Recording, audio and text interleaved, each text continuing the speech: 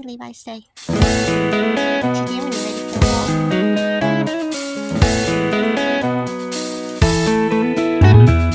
So I'm out today for a lovely little walk with my baby Levi. Hey, Lily. And we're at this beautiful farm near my house, and it's just gorgeous out here. I just am finding lots of little yummy things to eat and getting exercise as well. So I'm going to show you what we find and then tell you all about it. Come on my walk with me. And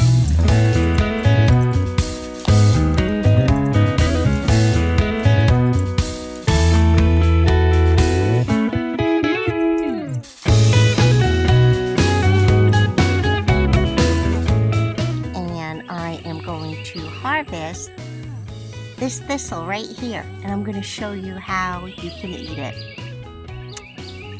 Here we have a beautiful thistle. Now they're beautiful when you want to eat them. They're not beautiful when you have 9 million of them in your field. But this particular thistle is either field thistle or bull thistle. I'm not quite sure because they usually all have that same beautiful pinkish purple flower.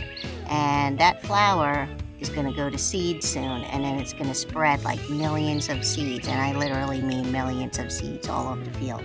Right now there's only a couple at this location. There's one all the way over there. There's a couple right behind me over there. So there's not too many, but I'm going to show you how we process this thistle in order to eat it. We do have to watch out for these little spiny leaves. They're very pointy and they have thorns on them everywhere, as you can see. And I only got these half gloves today, so I'm going to do my best and use them, and I'll show you what we're going to do. Alright, so with this thistle, what we're going to have to do is we're going to have to first cut off these spiny leaves, and I'm going to try to hold it from just the stem. Cut off all the spines. And we got that. And then, whoops, there's one more on there. Then we're going to cut this little top off.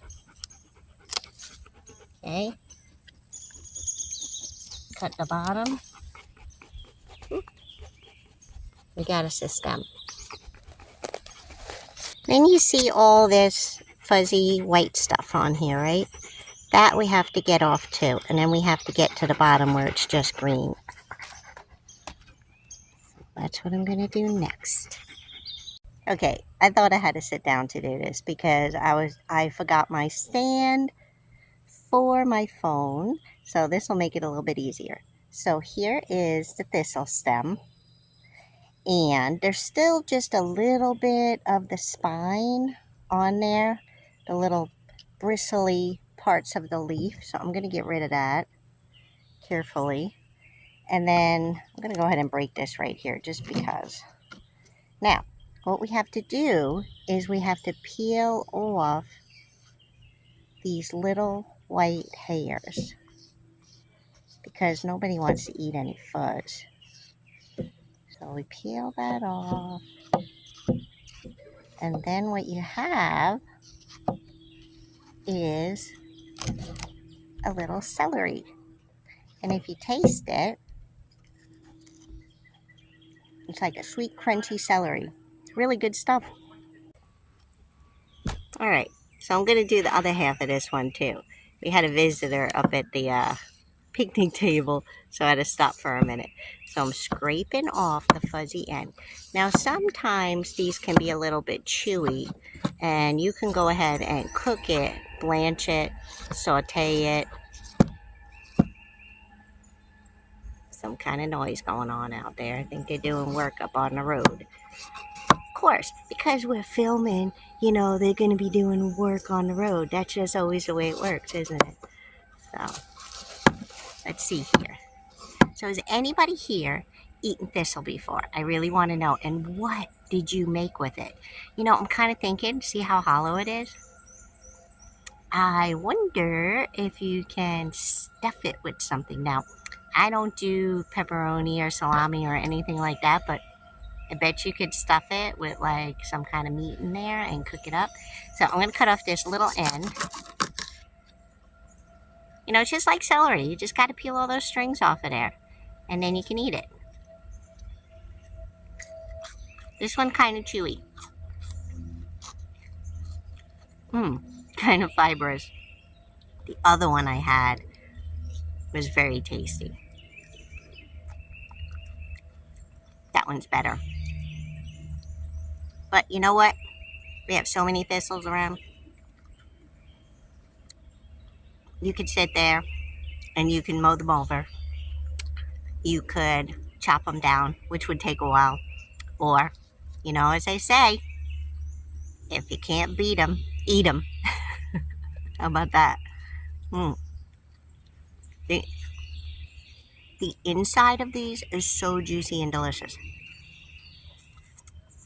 So even though this one is quite fibrous, on the outside, that inside is all fleshy and yummy.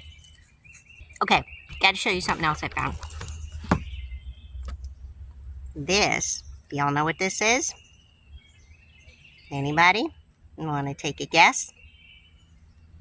Here's another one. Here's the back of it. This is plantain. This is the broadleaf plantain. So this plantain, yep, it's great for the skin. You could use it as like a poultice where you just kind of like chew it up, stick it on a wound, like if you got stung by a bee or something like that. You could just stick it right on a wound like this.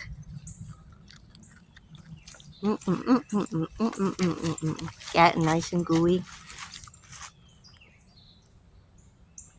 Probably gonna have greens in my teeth now. Make it like a little ball and just stick it right on the spot that you got stung. Leave it there. Ideally, if you have a Band-Aid, go ahead and put a Band-Aid over it and keep it covered for about a half hour or so, and then repeat if needed. If you have any little swelling under there from like an ant or a bee or a yellow jacket, you can pull that off and see that the swelling will go down. But keep repeating it until it goes down for sure. So that's one thing to use.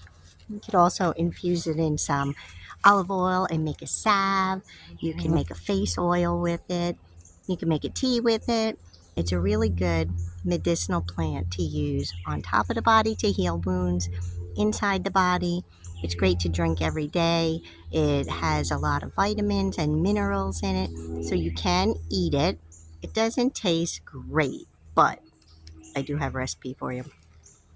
You take quench these leaves, and it has to be the broadleaf one. It doesn't taste as good with the narrow leaf. So also, let's do something before I tell you the recipe. If you look at the back of this leaf, see how the veins go all the way from the stem down the whole leaf, right? There's probably 6 or 7 or so veins. You can see it, that's on the back side, and this is on the front side, but you can really notice it on the back side. These are getting a little wimpy because I picked them about 15-20 minutes ago. There's another one. You can see up close. So all plantains, whether it be narrowleaf plantain or broadleaf plantain, is going to have that same vein pattern going from the root to the tip. And we have several of them here, but this particular variety, you see that little purple on the tip? That's one of our native plantains here in Georgia. Recipe, back to the recipe. Bring some salted water to a boil and then drop in these big leaves, just blanch them. I mean, 30 seconds to a minute and a half. That's about it. Take them out and then mix up some soy sauce and some ginger and some garlic, maybe even a little bit of brown sugar. Or if you use, like I use coconut aminos, so it doesn't need any sweetening. I like coconut aminos better than soy sauce. And then pour that over your little plantain seaweed, because that's kind of what it tastes like, and they're delicious. I know it's crazy, right? But you could also take these and put them in soup. Eating them raw, they're kind of toothy and tough and a little bit bitter, but you could put a few of them in your salad, the tender ones, not these big giant ones like this, but you could cook it up. It's a great little green. I have something else that I found. For those of you that follow me, you know I love these briar tips. You see that? There we go. These are the tips of briars. Several different kinds.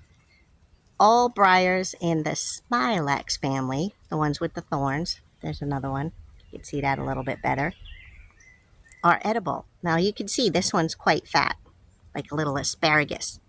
This one's a little bit thinner, right?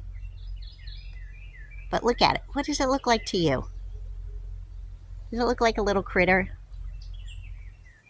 Like a stick bug, right? Looks a little bit like a stick bug. Interesting, right? But these are edible and they're delicious. So I'm gonna eat this big fat one because these are usually better. Eat the whole thing.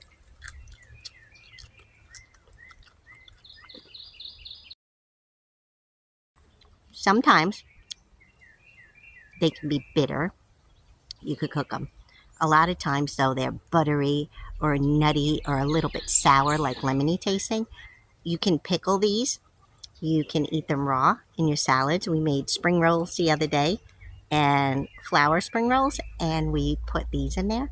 You could also saute them just like you would asparagus, especially if you can find those fat ones. So remember to look for a briar. I'm looking right around me just to see if there's one I can show you. I'll get one so I can show it to you for identification purposes. But the briars have thorns on them. Sometimes you'll see things that look like this on grapevines, and they're very, very much smaller. So do be sure that you have thorns on it. And although it's not going to hurt you if you eat the ones off of grapevines, because grape leaves are edible too, they just won't taste good. But these briar tips are delicious. So you see, I found 3 edibles today. I was looking for mushrooms, looking for chicken of the woods. It's that time of year, late spring, and they should be starting, but I haven't found any just yet. If I find anything else, I will point it out to you. Here we have a briar. Can you see this? Running all along this tree. Let me get a lower one. You could see it a little closer. See, it has triangular shaped leaves, usually shiny. This one already has the tip missing, but you can see the thorns. Can you see them on there? Now this one above does have an edible tip. So what you do, just like when you pick asparagus, you pick the part that's tender. When it comes off, a little better. There we go. See? So I hope you can identify these. Look at that. Isn't that beautiful? They're so yummy. I just love them. And yes, the little bitty leaves you can eat. As long as there's no thorns on it, you're good to go. Here is another edible I almost forgot about. This beauty is one of the sorrels, an oxalis. Similar to our common wood sorrel with yellow flowers, this one has purple flowers, 5-petal purplish pink flowers. Those look a little pinker over there than these do. But if you look at the leaves, just like common wood sorrel, these have 3 hearts, 3 heart-shaped leaves. And it's very lemony and tart when you eat it. So you can't have too much oxalis because it contains oxalic acid. So if you're prone to kidney stones and any kind of stones in the body, you want to go easy on these and just put a few flowers, a couple of leaves in your salad. But so delicious. I am going to eat a few of these. Well, I hope you've enjoyed this little walk in the woods with me today.